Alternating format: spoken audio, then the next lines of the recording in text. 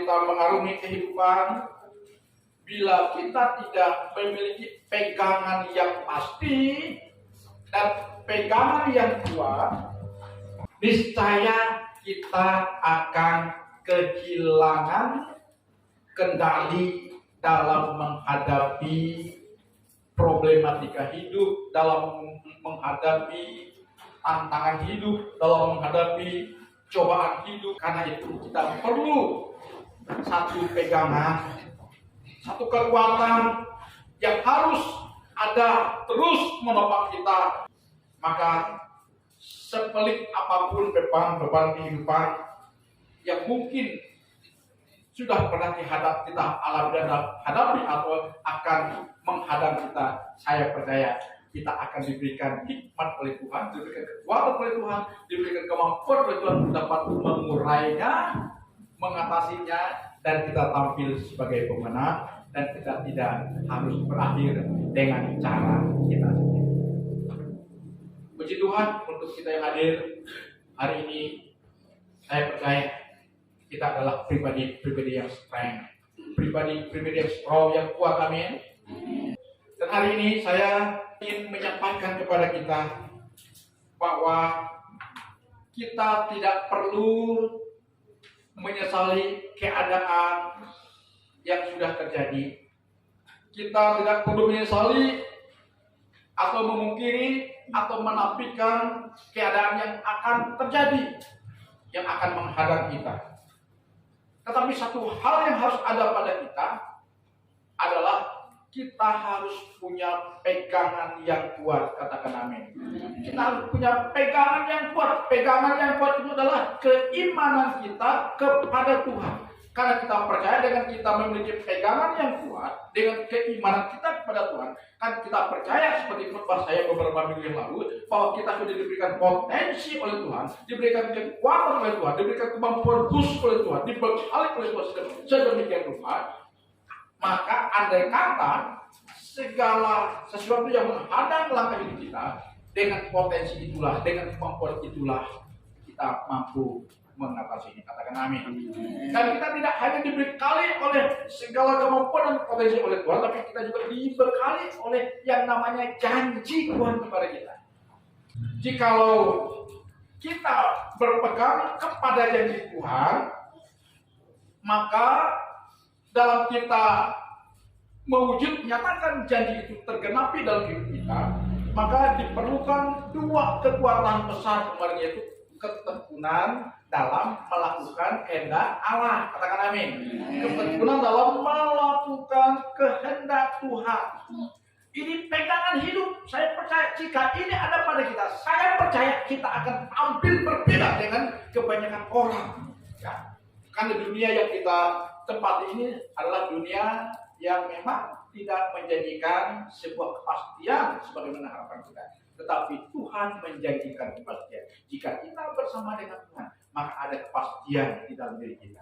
Nah, hari ini saya ingin melanjutkan lagi khotbah tersebut yang ada kaitan-kaitannya supaya kita mudah memahami. Kita lihat dalam Kolose pasal 1 ayat 23. Satu ayat saja kita baca. Kolose 1 ayat 23 yang berbunyi demikian, sebab itu kamu harus bertekun dalam iman, tetap teguh dan tidak bergoncang, dan jangan mau digeser dari pengharapan Injil yang telah kamu dengar dan yang telah dikabarkan di seluruh alam di bawah langit, dan yang aku ini, saya ini, dan Paulus yang menulis ayat ini menjadi pelayan. Nah, hari ini dalam kita memberdayakan, memaksimalkan potensi kita, keberadaan kita, karena kita berjalan bukan dengan tidak punya pegangan, itu kita berjalan sesuai dengan janji Tuhan, ya. Dan untuk menggenapi janji Tuhan itu, maka kita memerlukan yang namanya keteguhan. Keteguhan ini sama seperti yang saya katakan kemarin, ketekunan. Coba yang namanya tekun, coba lihat dalam kamus bahasa Indonesia. Ya. Coba lihat tekun, coba siapa ada di HP-nya Kamus bahasa Indonesia, coba lihat arti kata tekun. Ya. Tekun itu artinya kita tetap melakukan sesuatu, ya kan? Dengan sebuah keyakinan bahwa sesuatu yang kita lakukan itu akan membuahkan hasil. Walaupun kita lakukan, hari ini kita lakukan, besok kita lakukan, lusa kita lakukan, berikutnya kita lakukan, belum menunjukkan tanda-tanda memperoleh hasil, tapi kita tekun mengerjakannya. Niscaya satu saat ketekunan itulah yang membuahkan karya yang sangat indah dalam hidup kita. Ya. Contoh seseorang yang menekuni bidang keahliannya. Ya, misalnya saya ahli pangkas rambut, saya buka usaha pangkas rambut, atau buka salon, atau buka rumah makan, buka kuliner. Kalau hari ini buka, besok tutup, 3 hari buka, lusanya tutup. Nah, tekun, niscaya kita tidak akan mendapatkan pelanggan. Tapi kalau kita tekun, ada atau tidak orang datang, kita tetap standby di situ. Ketika datang pelanggan, kita berikan pelayanan yang terbaik, servis yang terbaik. Ya. Niscaya usaha kita akan mendapatkan hasil yang manis. Katakan amin. Saya dulu pernah di tempat pangkas, saya datang sana udah mau pergi kampung, tapi pangkas dulu. Karena di situ tukang pasnya rokok-rokokan ini. Tegur saya pun dah. Coba dia maaf Pak, tunggu sebentar ya, lagi rokok, nggak apa-apa, tunggu. Tapi enggak, bermenit-menit saya buka baju saya duduk, saya di kursi depan, kok enggak ditegur-tegur. Tanpa saya banyak bicara, sambil lagi dia ke saya kenakan ke saya kenakan ke saya langsung keluar. Kenapa Pak? Dia tanya saya, dah, bilang kamu enggak mau duit, dia bilang, dah, saya pamit aja. Jadi saya. Oh dia bilang, tunggu ya, sebentar, saya rokok. Kenapa? Saya tunjukin, tapi tidak bisa. Akhirnya calon tutup. Nah, jadi hari ini saya katakan kepada kita, apapun yang kita kerjakan, yang kita lakukan, maka modal dasarnya adalah pertama tadi kita sudah percaya kalau kita punya pegangan, yaitu janji Tuhan kepada kita bahwa bersama Tuhan kita bisa melakukan perkara yang luar biasa. Kemudian untuk kita mewujud nyatakan janji Tuhan yang Tuhan sampaikan lewat firman-Nya, maka diperlukan yang namanya ketekunan dan keteguhan hati, seperti yang ditulis oleh ayat yang kita baca tadi. Kamu harus bertekun dalam iman. Jadi titik perangkat hidup kita sekarang adalah keimanan kita kepada Yesus. Ya, titik perangkatnya. Ya. Jadi jangan sampai titik perangkat kita mengerjakan sesuatu di luar keimanan kepada Yesus. Kalau di luar keimanan kepada Yesus, kita sudah di luar kehendak Tuhan. Di luar titik perangkat keimanan kepada Yesus, kita sudah di luar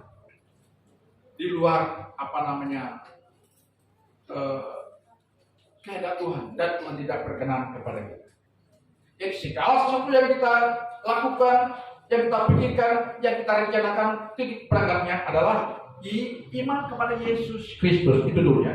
Makanya dikatakan sini, kamu harus bertekun dalam iman, tetap teguh dan tidak bergoncang, tidak boleh bergeser, tidak boleh ada satupun yang bisa menyerongkan iman kita kepada Yesus. Itu maksudnya ya. Jadi ingat, karena Alkitab mengatakan segala sesuatu yang tidak berdasarkan iman kepada Tuhan kita Yesus Kristus itu adalah dosa. Ibadah pun, memuji Tuhan pun, kalau kita tidak beriman kepada Yesus, kita sama dengan penyanyi karaoke di klub malam sama. Sama seorang artis, hanya bisa menghibur, tapi tidak punya dampak apa-apa. Tapi kalau kita menyanyi walaupun belepotan suaranya, tapi titik perangkat kita nyanyi adalah iman kita kepada Yesus, memuja Yesus, menyembah Yesus, memuliakan Yesus. Niscaya nyanyian kita, pujian kita menyenangkan hati Tuhan. Ya. Jadi ini penting saudara-saudara. Ya. Jadi tetap bertekun dalam iman, jangan sampai kita bergeser sedikit pun dari iman kita kepada Yesus, dan jangan sampai kita tergoncang iman kita karena keadaan yang ada di sekitar kita. Kita harus kuat, kita harus strength. Sebab hanya dengan itulah kita akan mengalami yang namanya janji pemulihan dari Tuhan. Karena kenapa kami buat nama jemaat ini ya, rumah pemulihan. Ini gereja Bethel Indonesia, ini bahasa Inggrisnya House of Restoration. Ya, saya dulu mau buat pakai bahasa Indonesia, tapi kan sudah terlalu banyak nama gereja GBI pemulihan, maka saya sedikit bikin berbeda. Gitu. Tapi artinya pemulihan. Nah, untuk kita bisa dipulihkan keadaan kita, maka sekali lagi ulangi, iman kita kepada Yesus jangan bergeser. Lalu kita tetap tekun melakukan kehendak Tuhan. Kemudian jangan mau digeserkan dari pengharapan Injil yang telah kami dengar dan yang telah kami kabarkan. Ya, jangan sampai bergeser dari pengharapan akan Injil. Ini juga menyangkut tentang pengharapan akan janji Tuhan. Karena Injil berbicara tentang janji Tuhan. Karena ketika Tuhan berjanji, ketika manusia jatuh ke dalam dosa, dalam Kejadian 3 ayat 15, peristiwa tragis di Taman Eden, Tuhan sudah bernubuat, Allah sudah bernubuat di kitab Kejadian bahwa aku akan mengirim satu penolong pada kamu, yaitu seorang penebus yang nanti akan meneguhkan kepala ular. Itu nubuatan tentang Yesus Kristus. Dan apa yang terjadi 2000-an tahun yang lalu itu digenapi. Ya. Jadi setiap firman, setiap perkataan firman yang disampaikan oleh nabi-nabi zaman dulu itu digenapi sekarang. Itulah hebatnya saudara-saudara. Jadi kalau kita tidak percaya kepada firman Tuhan, sudah sangat terlalu sudah. Saya mau sampaikan tentang satu negara yang dibuatkan oleh firman Tuhan. Kita tahu Israel adalah negara yang kecil. Ribuan tahun mereka tidak punya negara. Padahal ketika kejayaan Daud dan Salomo itu terkenal, tidak ada raja yang mampu menandingi kejayaan Daud dan Salomo. Tapi ketika bangsa Israel di bawah pemerintahan mulai Salomo mengakhiri masa-masa kejayaannya, dilanjutkan dengan anaknya, mulailah mereka membelot kepada Tuhan. Mereka bergeser dari pengharapan ini. Jadi perangkat perbuatan mereka tidak lagi berdasarkan iman kepada Tuhan. Mereka sudah menyembah berhala-berhala. Di sanalah awalnya murka Tuhan dinyatakan kepada mereka. Murka Tuhan dinyatakan kepada mereka. Lalu akibatnya mereka diserahkan ke seluruh dunia. Ribuan tahun mereka tidak punya tanah air, tidak punya negara. Tetapi karena Tuhan sudah berfirman bahwa suatu saat aku akan mengumpulkan mereka kembali. Secara manusia tidak mungkin itu bisa terjadi. Tapi kalau firman Tuhan yang sudah menjanjikan itu, maka tepat pada tanggal 14 April tahun 1948 lahirlah bangsa Israel sebagai bangsa yang merdeka. Ketika bangsa Israel merdeka, wah, negara-negara sekelilingnya, yaitu negara-negara Arab, tidak mau terima. Mereka berusaha untuk melenyapkan Israel dari bumi Palestina dengan bermacam cara. Sampai mereka dikeroyok oleh kekuatan Arab. Baru 3 tahun mereka, tahun 8 mereka diperangi oleh musuhnya. Tapi apa yang terjadi? Mereka menang. Tahun 67 lagi, perang 6 hari. Ya, dikeroyok oleh beberapa negara kuat. Tapi lagi dalam waktu 6 hari, Israel mampu melindas musuh-musuh. Kemudian lagi pada tahun 73, kekuatan Mesir dengan Yordania dengan Suriah ingin menggempur untuk mengalahkan mereka, tapi sekali lagi Israel menyatakan dirinya sebagai biji mata Tuhan.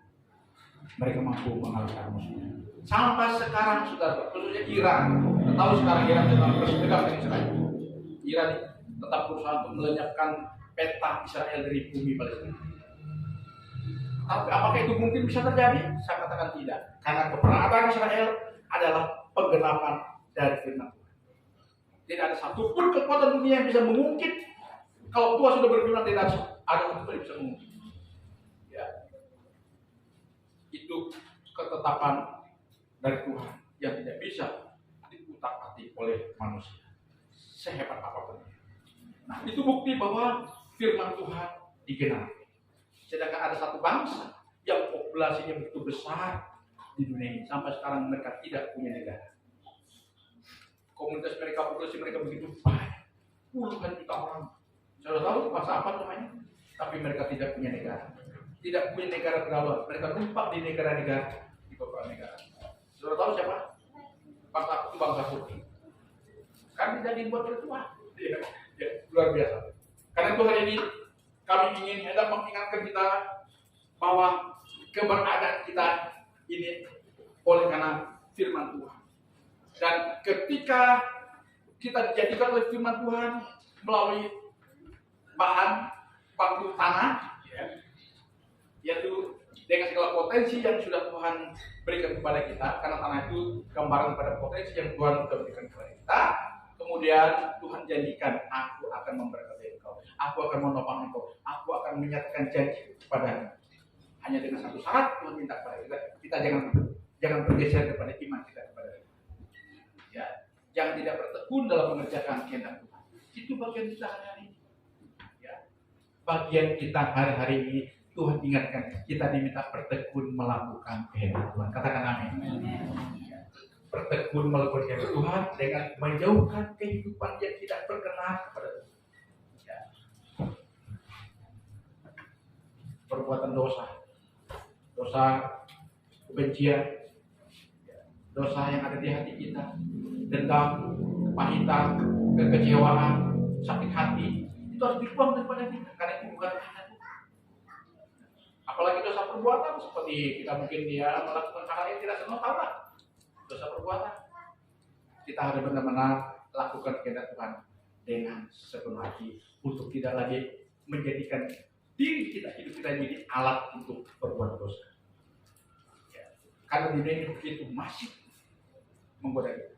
Setiap hari ada tawaran yang indah untuk menggeserkan kita kepada pengharapan tinggi. Kalau kita tidak kuat, kita pasti akan lari.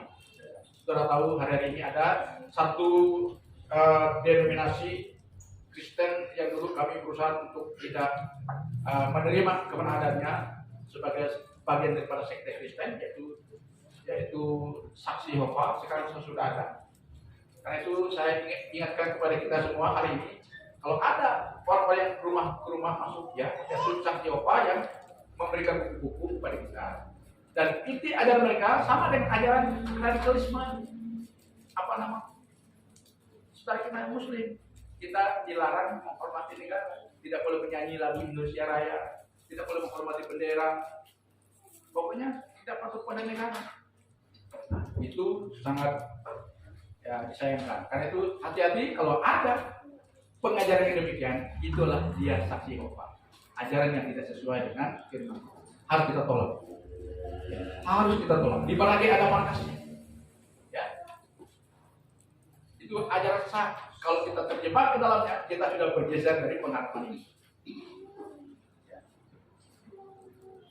Jadi, Bapak Ibu Saudara-saudara yang saya kasih di dalam Tuhan, saya tidak panjang menyampaikan ini kepada kita. Jadi Tuhan ingatkan kita harus bertekun dalam iman, tetap teguh dalam tidak bergoncang, dan jangan mau digeser dari pengharapan Injil yang telah kami sampaikan kepada. Dengan demikian saya percaya kita sedang ada di dalam perkenanan Tuhan dari hari lepas hari yang akan terus kita jalani. Dan kalau kita ada di dalam perkenanan Tuhan, sekali lagi saya sampaikan, itulah yang mengindahkan hidup kita. Katakan amin. Jika kita ada di dalam perkenanan Tuhan, di sana letak keindahan hidup yang sesungguhnya. Jika kita ada di dalam perkenanan Tuhan, dengan kita menyingkirkan hal-hal yang Tuhan tidak perkenankan, yaitu perbuatan dosa dan sebagainya, maka saya percaya hidup ini nikmat untuk dijalani. Katakan amin. Hidup ini nikmat untuk dijalani. Sebab kalau kehidupan ini tidak nikmat, tidak menyenangkan, Anda sedang ada dalam tragedi besar. Ya, karena itu nikmat hidup ini dengan syukur ya, diperindah melalui upaya kita hidup berkenan kepada Tuhan. Dengan demikian hari lepas hari kita jalani dengan sukacita. Tuhan memberkati. Mari kita